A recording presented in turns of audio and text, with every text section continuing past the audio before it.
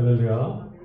참되신 주님의 은총과 평화가 하나님을 예배하는 그 자리를 기억하고 추억해 나온 은혜를 갈망하는 자기 백성들에게 함께 하시기를 주의 이름을 간절히 축원드립니다. 질병, 병에 걸린다는 건 참 서러운 일이죠. 질병이라는 것은 어떤 건강한 상태가 깨어지거나 무너지게 되면 또 균형이 무너지는 것들, 이런 것으로 이해할 수가 있습니다. 그래서 질병에 걸리는 대상은 육체뿐만 아니라 정신, 더 넓게는 인간의 개개인의 인생이나 삶, 그리고 우리가 함께하는 사회도 질병에 걸릴 수 있죠. 균형이 무너지는 것들. 그리고 일단 병에 걸리게 되면 그래서 우리가 균형을 무너뜨렸던 그 깨뜨렸던 원인이 무엇인지를 찾는 것이 급선무입니다. 그래야 나을 수가 있어요. 요즘에 여러분 이런 원인들 곧장 찾을 수 있죠. 의학이 많이 발전했기 때문에 무엇 때문에 우리가 아프게 되는지, 무엇 때문에 건강이 무너졌는지 금방 원인을 찾을 수 있습니다. 그러나 보건위생에 대한 지식이 부족했던 그 시절에 질병이라는 것은 어느 날 느닷없이 찾아와서 그저 스스로 지나치기만 기다릴 수밖에 없는 그런 재앙과도 같은 그런 일들이었죠. 그러니까 누군가 아프면 지나갈 때까지 기다릴 수밖에 없는 거였어요. 아무것도 할 수 없는 무력한 상태, 질병 앞에 아무것도 할 수 없어서 고난과 아픔을 온몸으로 견뎌야 되는 그런 상태가 되고 나면 그때부터는 질병은 보이지 않는 어떤 존재에 의해서 일어난 우리 인생에 찾아온 폭력적인 현실, 그렇게 이해되고 맙니다. 의학 수준이 발달한 지금이야 여러분 조기에만 발견하면 또 병원에서 치료만 잘 받으면 암도 치료받는 시대잖아요. 그렇지만 여러분 병에 걸리게 되면 귀신이 사람 안에 깃드는 것이다, 그렇게 생각해서 의사보다는 무당을 찾아가는 것이 더 익숙했던 것들이 불과 몇십 년 전에 우리 모습들이었죠. 그러나 여러분 성서가 쓰여졌던 시대, 우리가 같이 읽은 성경 말씀이 쓰여졌던 그 시대에 사람들의 형편으로는 더 말할 필요가 없을 겁니다. 조그만 질병이 찾아오고 아픔이 찾아오면 모두 다 귀신에 의한 것이다, 위령에 의한 것이다, 마귀에 의한 것이다, 우리가 이렇게 생각했을 거예요. 그리고 두려워했겠죠. 그래서인지 복음서 말씀을 읽어보면 그 안에 예수님께서 병든 이들을 고쳐내 주시고 귀신을 내어 쫓아내 주시는 모습들이 자주 등장합니다. 예수님의 사역이 항상 있는 것들이었죠. 그만큼 아마도 당시에는 삶의 균형이 깨어져 버린 사람들이 많았던 것 같습니다. 삶의 균형이 막 깨어지고 헝클어지고 무너졌던 사람들. 예수님이 만난 사람들이 다 그런 사람들이었다는 것이 이것을 반증해 주는 거죠. 특권층들이야 그때나 지금이나 여러분 위기가 찾아와도 오히려 그것이 기회가 되어서 그냥 그럭저럭 잘 사는 그런 세상이지만, 당시에 수많은 사람들은 막대한 세금 수탈을 피할 수 없어서 제 스스로 집도 버리고 고향도 버리고 떠돌이가 될 만큼 먹고 살기가 굉장히 퍽퍽했던 그런 시대였다고 합니다. 게다가 서슬퍼런 로마의 권세가 해가 질 줄 모르는 거죠. 자기 민족을 침범해서 강탈하고 수탈하고 짓누른 그 로마가 망할 것 같지 않습니다. 많은 사람들이 이런 로마에 항거하다가 학살당했어요. 무력에 의해서 진압됐습니다. 그리고 그들의 그 시신들이 마을 어귀마다 십자가에 매달려 있는 그런 흉측한 시대. 생각해 보십시오. 이 마을에 저 마을 갈 때마다 골목 어귀마다 마을 어귀마다 질비한 시신들이 십자가에 매달려 있고 까마귀들이 그 위에 있다는 모습을 한번 상상해 보십시오.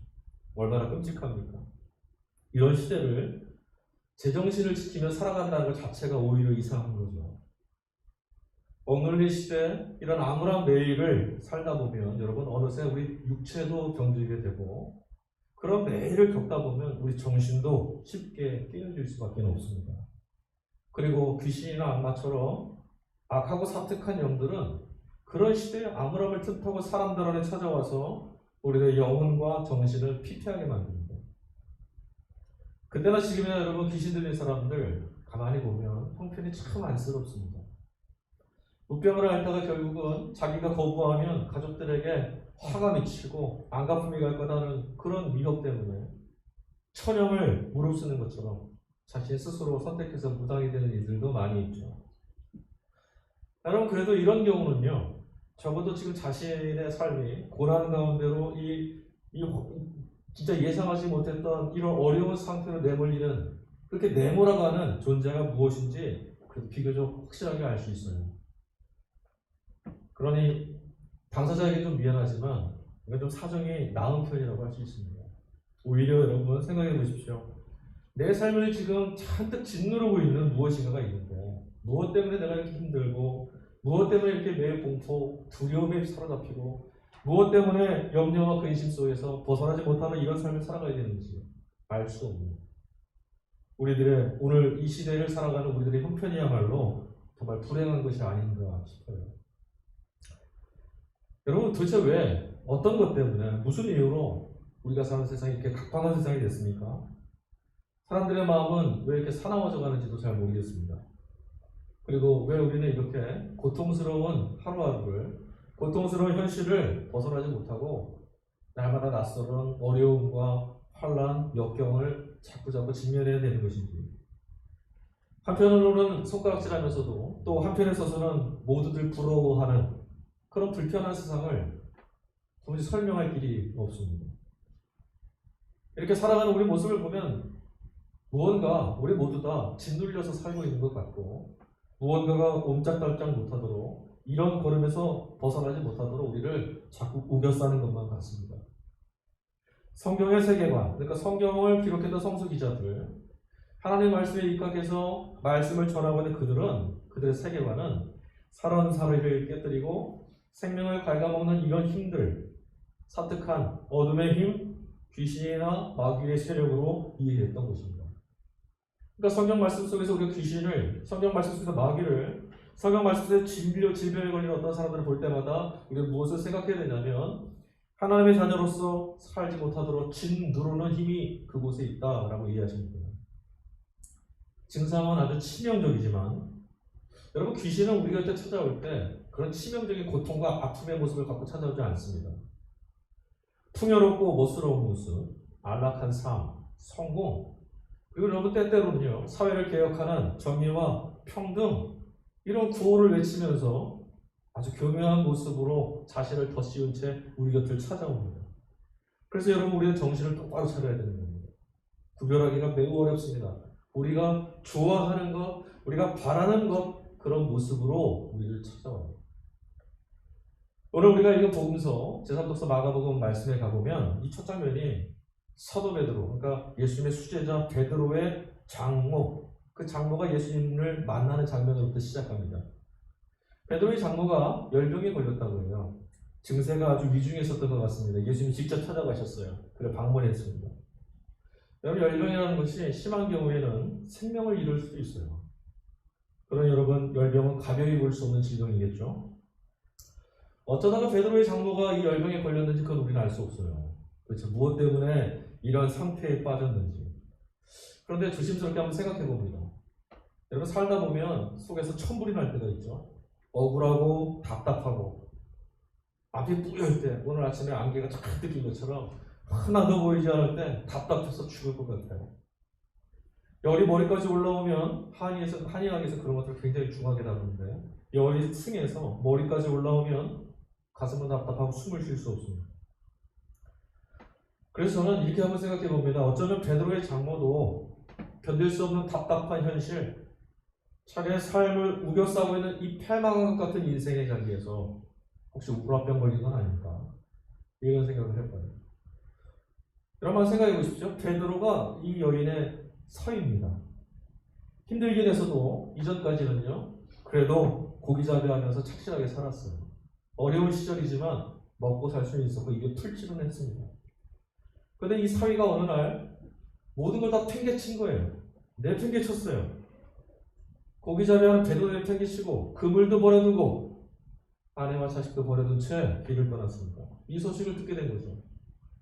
자신의 딸이 눈물로 자기를 찾아와서 호소했는지 아니면 이웃 사람들을 통해서 전해 듣게 됐는지는 모르겠지만 이 소식을 들은 베드로의 장모는 한숨을 쉬기 시작하고 가슴을 치기 시작하고 답이 보이지 않으니 답답하기만 했을 겁니다.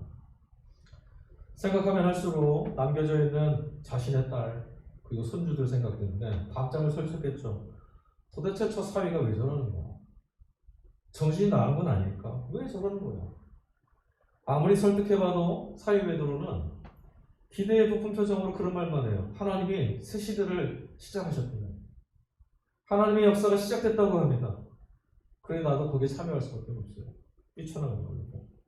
자기가 10마디를 하고 20마디를 하고 붙잡고 이야기를 하려고 해도 근처 만척입니다. 생각해 보십시오. 자신도 야훼 하나님 안 믿는 건 아니잖아요. 야훼 하나님을 누구보다 믿고 있는 유대인입니다. 그렇지만 세상살이 어찌해야 되는지 전혀 대책 없이 저렇게 사는 사위 정말 이해가 되지는 않습니다. 그리고 그런 사위를 달콤한 말로 꼬드겼을 예수를 생각하니까 화가 나는 거예요. 어떻게 꼬드겼길래 잘 살고 있는 가정에 편지품팔을 일으키고 어떻게 했길래 내 딸 저렇게 망하게 만드는가. 어찌 살려고 저러는지 도대체 이해가 되지 않으니까 한숨만 막 내쉬게 되는 거죠. 그러다가 울었더니 치민 거예요. 어느 날부터 가슴은 답답하고 정신은 막 아득해지고 아무것도 할 수 없어서 머리를 질끈 등에 메고 누워있었던 거죠. 여러분 오늘 우리들도 베드로의 장모처럼 그녀처럼 깊은 한숨을 내쉬며 살아갑니다. 어땠습니까? 여러분 한 주 동안 한숨 많이 쉬셨습니까? 얼마 전에 기독 청년들, 그러니까 예수 믿는 믿음이 있는 신앙생활하는 청년들을 대상으로 실천신학대학교 대학원 교수인 정재현 교수께서 설문조사를 하나 했더라고요. 그 조사 결과를 보니까 응답자, 그러니까 신앙을 갖고 있는 청년들, 그 설문조사에 응했던 그 청년들 중에 40% 이상이 성경대로 살면 세상에서 성공할 수 없다. 이렇게 답했다고 합니다. 하나님을 믿는다는 것이 교회 밖에서도 하나님을 믿는다는 것이 우리 삶에서도 통용될 수 있는 건 아니다라고 하는 절망감, 그 낭망함이 고스란히 전해지는 것만 같아서 무척 괴로웠습니다. 여러분 이런 우리들에게 하나님을 믿고 의지하는 이들에게는 하나님께서 독수리가 나에게 치며 올라온 같은 새 힘을 주실 거라고 외쳤던 선지자 이사야의 외침은 너무나 공허하죠. 예수 믿는 것, 하나님을 의지하는 그 세상에서는 아무것도 통용될 수 없습니다. 헛된 일입니다 라고 생각하는 우리에게 성경에서 말씀하고 있는 하나님은 능력이십니다. 하나님이 우리가 새 힘을 주실 것입니다. 이런 말씀들은 예배의 자리를 벗어나면 신기루처럼 사라지는 겁니다. 그런 날은 있을 수 없고 그런 하나님은 계시지 않는다라는 믿음이 우리들의 믿음이 되어버린 거예요. 하지만 여러분 오늘 우리가 함께 읽은 이 본문의 말씀 속에서 우리들의 이런 절망을 깨뜨리는 복된 소식을 우리는 만나게 됩니다. 묵묵히 그녀의 푸념과 그녀의 비난과 원망을 들어주시던 주님께서 그 여인의 손을 아무 말 없이 붙잡고 이렇게 세워주셨어요. 그녀는 자리를 털고 일어났고 열병은 관대없이 사라졌습니다. 그녀의 가슴을 짓누르던 그 묵직한 무엇인가가 사라지고 맑고 시원한 숨이 밀려들어옵니다. 그녀가 고통에서 벗어났습니다. 질병에서 나음을 입었고 벗어날 수 없던 어떤 권세로부터 자유를 얻었어요. 이런 복음이 또 없습니다. 주님이 계시는 곳에는 늘 이런 기쁜 소식, 복된 소식이 넘쳐납니다. 베드로의 장모가 치유할 수 없었던 아무도 어떻게 도와줄 수 없는 그 열병부터 나음을 입고 얼굴에 미소가 띄어지고 기쁨의 환희를 누리고 있다는 모습을 보고 그 소문을 듣고 사람들이 막 몰려왔어요. 오늘 본문 말씀 보니까 온 마을 사람들이 예수님 앞에 섰다고 합니다. 아마도 오랜 질병에 혹은 귀신에 들려서 가족으로부터 외면당하고 마을 사람들로부터 거절당했던 그런 사람들이었을 겁니다. 지금 우리도 그렇지 않습니까? 수준이 막 낮고 가난하고 귀신 들리고 나을 수 없는 불치의 질병 걸린 사람들 옆에 있으면 불편해하잖아요. 오늘 본문의 말씀 보니까 근데 이상한 점이 하나 있어요. 분명 성경 말씀 속에는 안식일에 해가 저물고 다음 날이 됐다라고 하는데 그렇게 되면 여러분 안식일 규정 아무것도 하면 안 된다고 하는 안식일 규정에 거리낌 없이 예수님은 병든 자도 고쳐주실 수 있고 귀신 들린 자에게서 귀신을 내어쫓으실 수도 있습니다. 그런데 오늘 38절 말씀 보니까 예수님이 오히려 그곳을 서둘러 길을 떠나시려고 하시는 것처럼 보여요. 제자들을 이끌고 가자 하시는 거예요. 도대체 이 이유가 뭘까요? 다른 마을에 가서도 우리가 전도하자. 이것이 자리를 회피하시면서 주님이 하셨던 자신의 사명, 자신이 해야 될 일들이라고 밝혔던 내용이에요. 다른 마을에 가서 그곳에서도 전도하자. 주님께서 전하셨던 여러분 복음이 무엇인지 기억하십니까? 예수님이 이 땅에 오셔서 목숨을 걸고 외치셨던 복음이 있어요. 그게 오늘 본문 1장에 15절에 나와 있어요. 예수님 그렇게 말씀하셨죠? 이르시되 때가 찼고 하나님 나라가 가까이 왔으니 회개하고 복음을 믿으라. 하나님 나라가 임했다라는 거예요.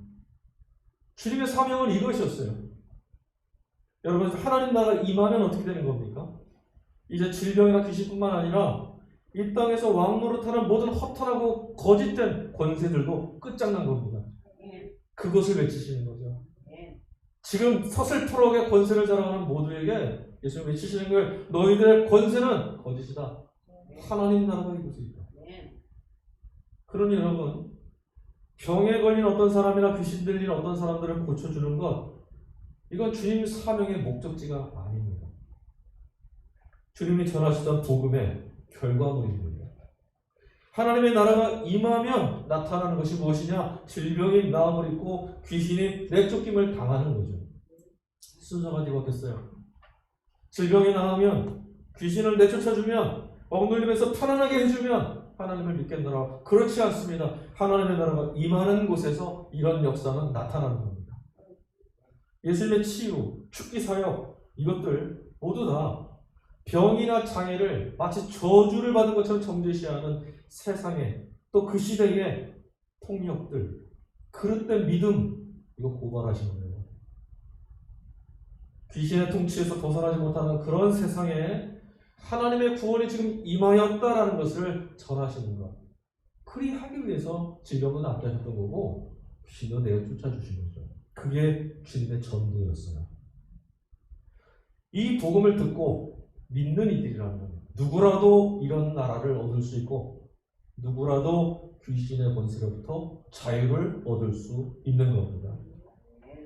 여러분 한번 생각해 보십시오. 만약에 예수님께서 그곳에서 계속 귀신 들린 자를 내어 쫓아주시고 병든 자를 낫게 해주시고 또 귀신들이 내어 쫓겨가면서 당신은 하나님의 아들이십니다 이런 고백들이 계속해서 일어났다면 그곳에 어떤 일이 있었겠습니까? 주님의 치유를 기대하고 그 줄기어서 주님을 우러러보던 많은 사람들이 아마도 당신이야말로 하나님의 아들이십니다. 당신은 하나님의 오로지 그리스도 구원자이십니다. 메시아입니다. 칭송과 영광 받지 않겠습니까? 그런데 여러분, 여기가 함정입니다. 주님께서 공생애를 시작하시기 전에 광야에 가셔서 주님을 시험하려 드는 마귀를 만나셨죠. 마귀가 예수님을 시험했던 대목이 떠올랐어요. 마귀의 두 번째 시험이 뭐였습니까? 마귀는 아주 지배하고 간사합니다. 성전에서 뛰어내려 보라. 그의 사자들이 돌에 부딪히지 않게 지켜주실 것이다. 무슨 말입니까?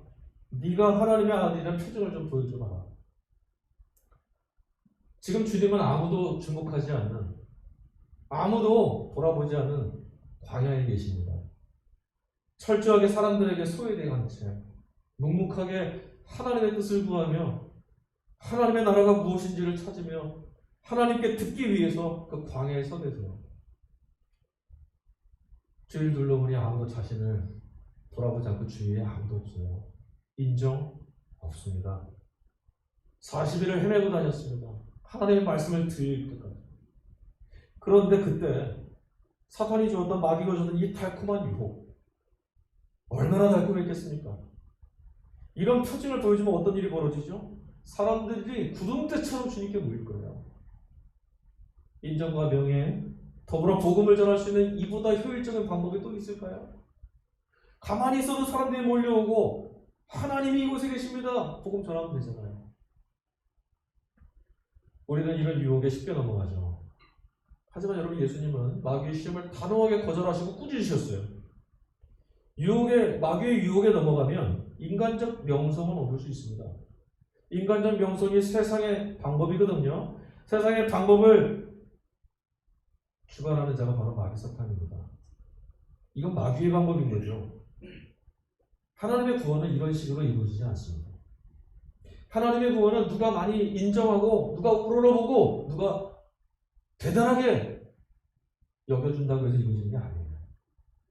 마귀의 권세를 무너뜨리고 구원을 이루기 위해서 마귀가 사용하는 방식을 사용한다는 것은 여러분 마치 폭력을 좀 벗어나고 폭력에서 해결되기 위해서 그보다 더 큰 폭력을 사용하는 것과 다를 바가 없어요. 폭력으로부터 얻은 평화 역시 폭력일 뿐입니다. 그것처럼 그런 식으로 즉 마귀가 사용하는 방식을 통해서 구원을 이룰 수는 없습니다. 그렇게 되면 결국 마귀를 이기는 것 같아도 남는 건 마귀의 권세예요. 아주 낭패죠. 여러분 죽음이 더 이상 살아있는 생명을 위협하거나 두렵게 할 수 있는 것이 아니다라는 것. 세상의 통치 방법은 더 이상 우리를 위협할 수 없다라는 것을 보여주시는 것. 다시 말해서 죽은 자를 다시 살려내는 부활만이 구원이고 그것만이 하나님만이 하실 수 있는 구원의 길이고요. 다른 건 없어요. 하나님만이 하실 수 있는 것이 하나님의 구원이에요. 세상이 할 수 있고 흉내낼 수 있고 사람들이 경탄하고 사람들이 찬사를 보내는 그런 것 말고 하나님께서만이 하실 수 있는 것. 그럼 우리는 그것에 그 구원에 천착해야 돼요. 하지만 여러분 다시 살려내려면 죽은 자를 다시 일으켜 세우시려면 반드시 먼저 통과해야 될 것이 있습니다. 죽음입니다. 다시 살려면 죽어야 되잖아요. 그래서 주님이 택하신 길이 바로 죽음이 기다리는 십자가였던 거예요. 주님은 귀신의 마귀의 유혹을 거절하시고 하나님께서 우리를 구원하시고 작정하셨다라고 하는 하나님은 하실 수 있다라고 하는 그 복음을 이루기 위해서 그곳에서 길을 떠나신 겁니다.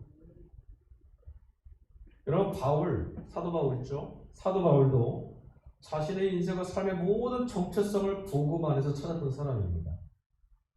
바울의 글을 읽어보시면 복음을 빼놓고 아무것도 말하지 않습니다.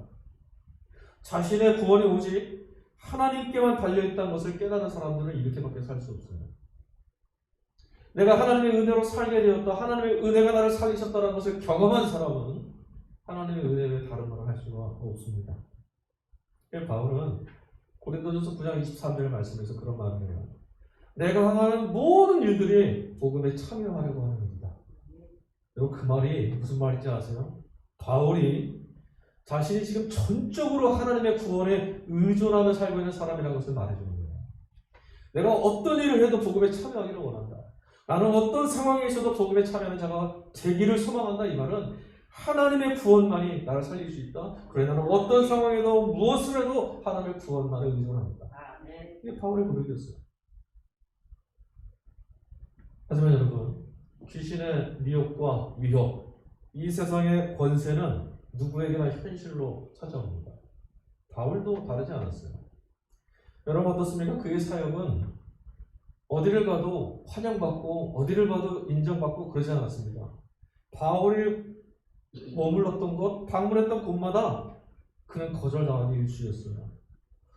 이 독서로 주어진 서신서 고린도전서 말씀에 가보면 그의 사도권을 인정하지 않고 비난하는 자들이 수두룩합니다. 교회에 가서 마을에 가서 예수 믿는 자들에게 찾아가서 복음을 전하지만 사람들이 비아냥거립니다. 네가 무슨 사도냐? 너는 예수를 본 적도 없지 않느냐? 오늘날로 말하면 뭔지 아세요? 너 신학교육도 제대로 못 받았잖아. 실패한 전도자처럼 보이는 게 그의 삶이었습니다. 바울의 인생의 삶을 보면 성공, 우리가 바라보고 있는 성공 전혀 보이질 않습니다. 그런데 그의 인생을 향해서 야, 너도 남부럽지 않게 한번 보란듯이 멋지게 한번 살아봐. 보란듯이 한번 성공해 보라고. 너의 사역의 자리가 네가 전하는 선교가 결실을 맺는 걸 좀 보여줘봐. 귀신의 유혹은 아주 달콤하고 무섭게 그에게 파고들지 않았겠습니까? 예수님도 그렇고 바울도 그렇고 자신에게 찾아오는 그런 유혹, 세상의 영광 이건 모두 거절했습니다. 모두들 공통점은 하나입니다. 하나님만을 믿고 살았다는 거예요.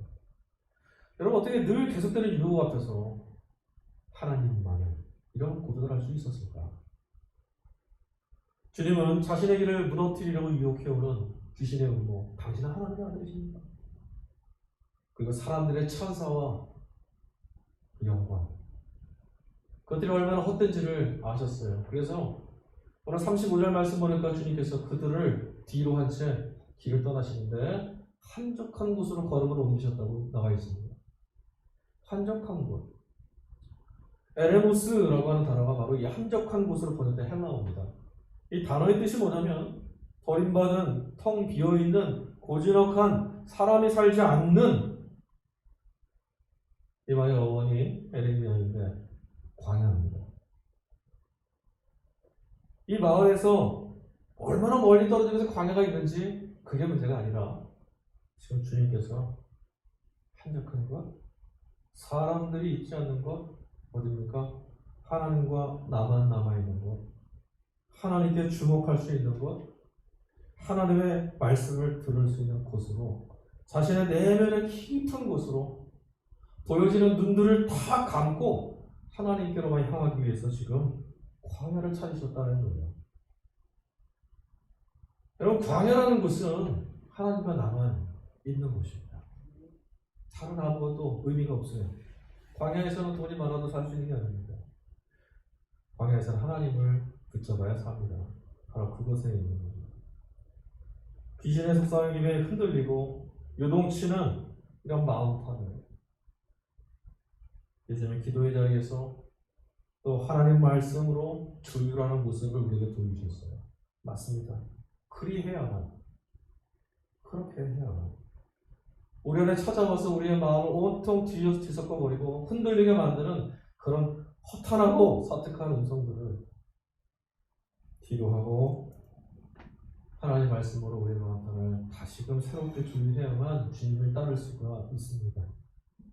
여러분, 제자가 된다는 것, 그리고 음습한 귀신의 유혹을 깨뜨리며 사는 것, 곳곳마다 세상 어디서든 자신들의 권세를, 자신들의 사나운 이빨을 드러내고 사람들을 고통과 절망 속에 짓누르고 있는 그런 귀신들을 내어 쫓을 수 있는 것, 복음을 전도하면서 살아가는 것, 이 모든 것은 하나님을 힘으로 삼을 때만 가능한 겁니다. 다른 것으로는 할 수 없습니다. 그러나 여러분, 질문해 보셔야 됩니다. 내가 지금 무엇을 힘으로 삼고 있는가? 하나님만이 정말 내 힘이십니다. 왜 우리가 믿음의 걸음을 가는데 흔들리고 탈진합니까? 하나님이 힘이 아니셔서 그렇죠.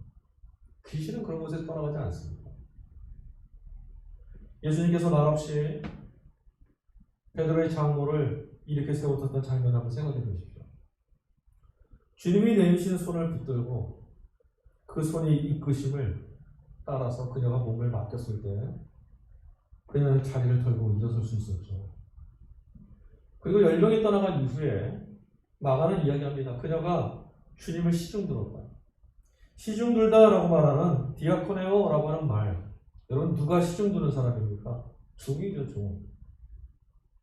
디아코노스, 종이란 말이에요. 종이 시중을 듭니다. 이 말은 무엇입니까? 열병에서 노임을 받았던 베드로의 장모, 복음을 경험했던 그녀, 낭망하는 이런 인생 가운데 예수님을 통해서 하나님 나라가 정말 이곳에 임하였구나.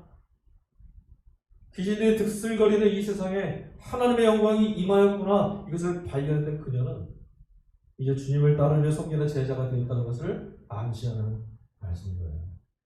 그녀도 예수님의 제자가 됐어요. 억울함, 답답함, 낭망하게 무너지게 만드는 귀신의 권세가 떠나가고 하늘의 평강이 그곳에 임한 겁니다. 이게 복음이죠. 여러분, 오늘 우리는 아득한 세상을 살고 있습니다. 제 자식을 때려 죽이는 그런 폭력의 난무한 시대로 우리가 살고 있어요. 말도 되지 않는 세상이죠. 거짓말을 일삼는 이들이 정의를 말하고 정직을 이야기합니다. 폭력을 일삼는 사람들이 평화를 말하고요.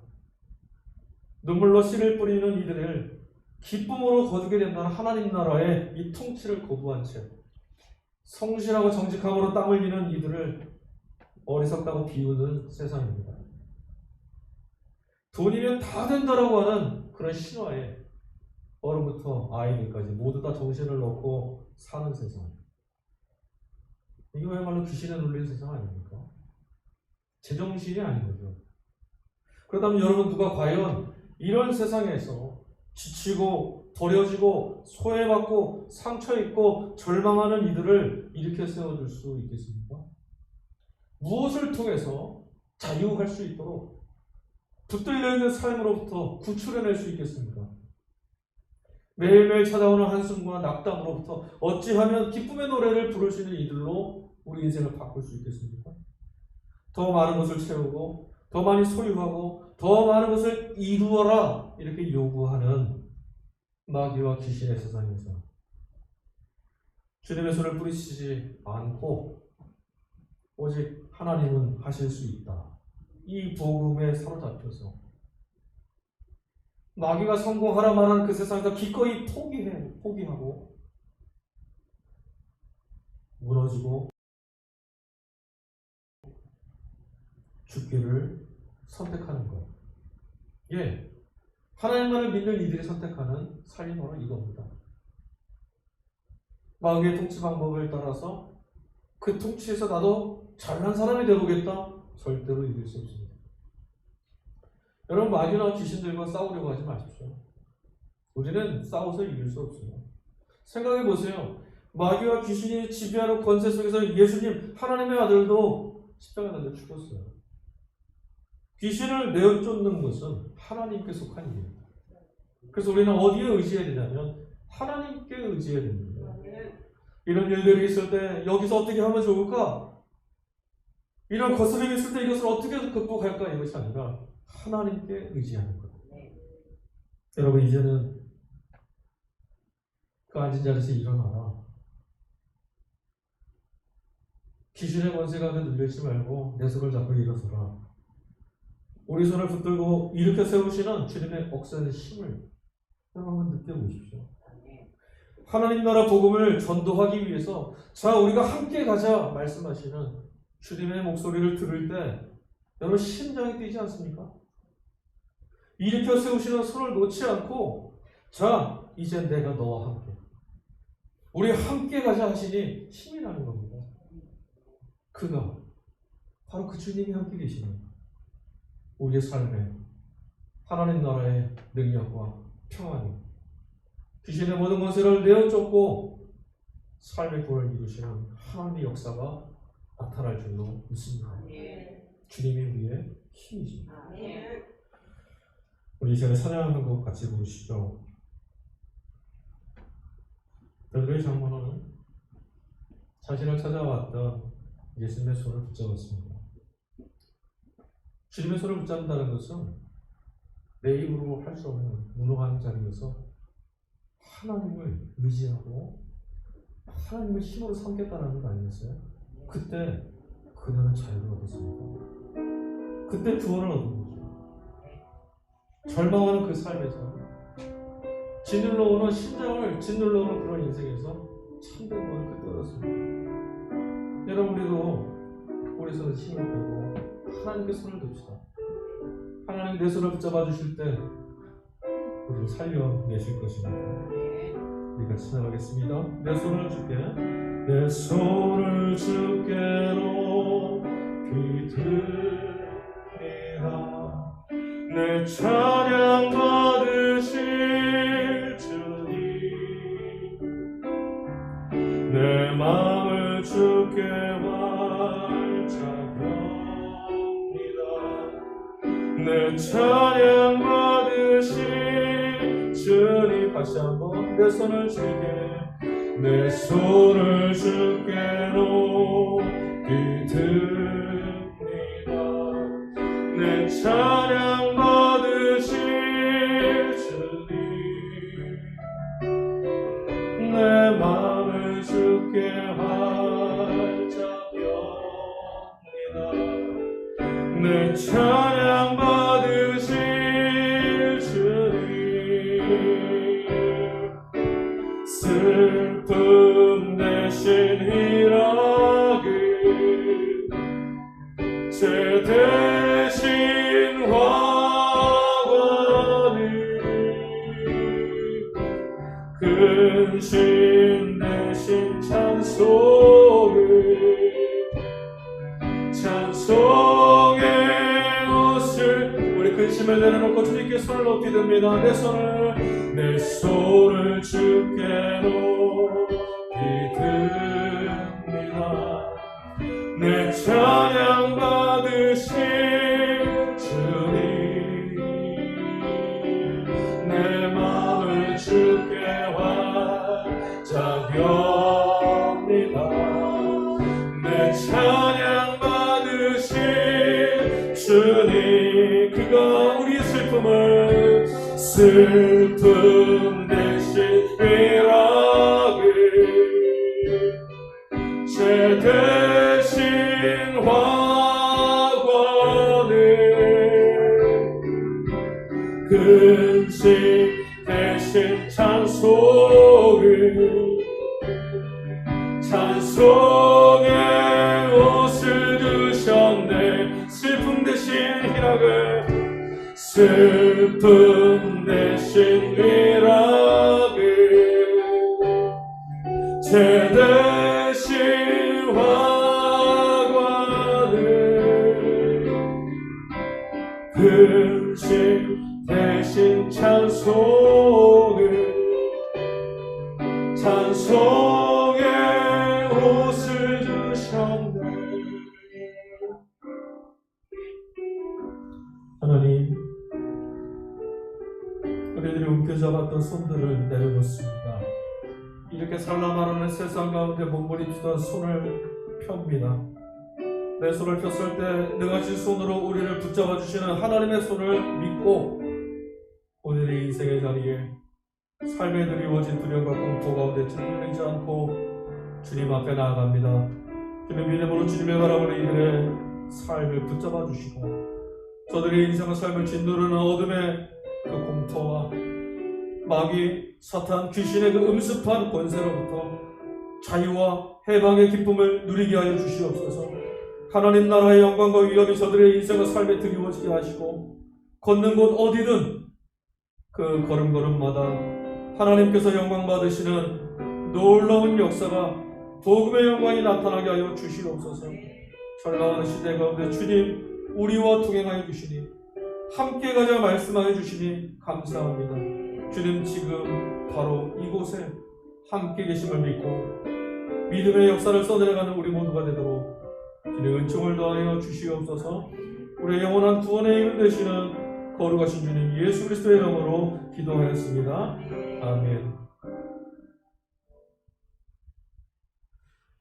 찬송가 317장 1절과 5절을 찬양하시면서 준비하신 예배를 하나님 앞에 봉헌하겠습니다.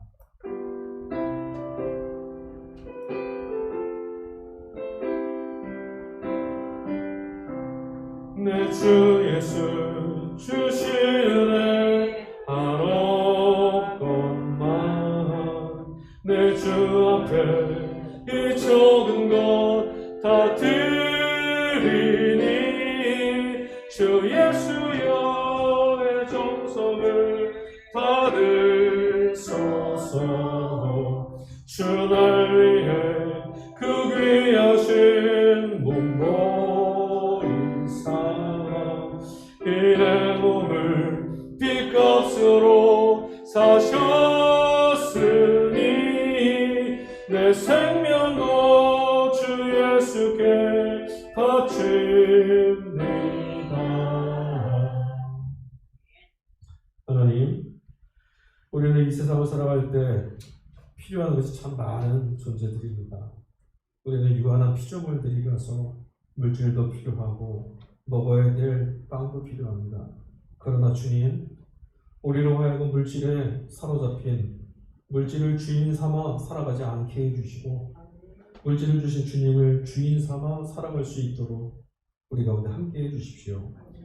물질 때문에 시험에 들거나 넘어지지 않게 해주시고 그 물질을 통해서 오히려 주님께 영광을 올려드릴 수 있는 늠름하고 아름다운 믿음의 삶을 살아내게 하여 주시옵소서. 주님을 믿고 살아갈 때마다 우리의 삶을 통해서 어두움의 빛을 비추어 하나님의 영광을 드러내는 복된 걸음 되도록 이끌어 주시옵소서. 눈물을 흘리며 씨를 뿌리는 이들이 있습니다. 저들의 뿌려진 씨가 결코 땅에서 헛되이 사라지지 않도록 반드시 결실하게 하시는 하나님의 영광을 우리 가운데 함께 해주실 줄 믿고 나가오니 주님 손을 높이 드시고 하늘문을 여셔서 하나님만이 하실 수 있는 놀라운 은총과 은혜로 저들의 삶을 채워주시옵소서. 감사합니다. 우리의 영원한 구원 되시는 예수 그리스도의 이름으로 기도하였습니다. 아멘.